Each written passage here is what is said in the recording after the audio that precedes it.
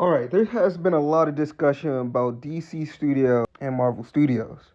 Both of these studios have recently launched their film of the summer. Marvel with the release of Fantastic Four and DC's release of Superman.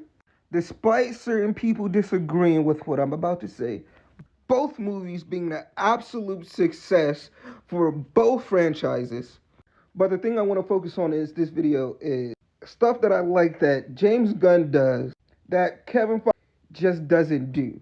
Right? These two people right here are controlling the shots in their respective studios. Kevin Feige is at Marvel, and as we know, James Gunn is DC.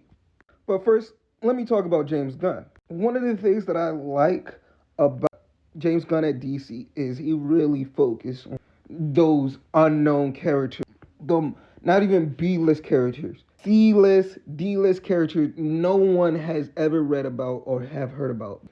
500 fans, right? The best example for that is sticking to DC is Creature Commandos. And one of the reasons why I believe it's such a good hit is James Gunn just has such a good ability of just putting a bunch of ragtag misfits that don't belong together and just finds a way to make it work. Like you can't tell me how ridiculous it is to have Frankenstein's monster, Bride of Frankenstein, a Nazi killing robot, fish, and a human. James Gunn has a full chest of toys he can play. Like the character list of things he can pull from is really never ending with DC. He has a whole lot of options, honestly. And we're not even talking about the big names like Batman or Superman, right? And this is going to be no diss to Marvel and Kevin Feige. He does not have all the toys in his toys. You know how many times we've been asking Marvel to do something with Hulk? Right? You're telling me in their whole grand scheme of things, Marvel has not done anything with Null in the live action movies? Especially with Spider-Man!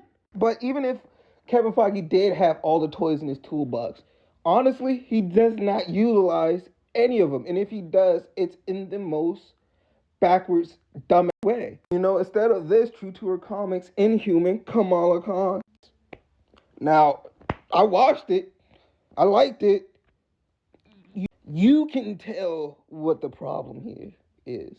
One has a vision, and another one has a very, very limited.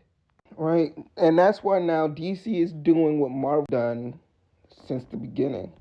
Direction, have it, and let directors do with the story.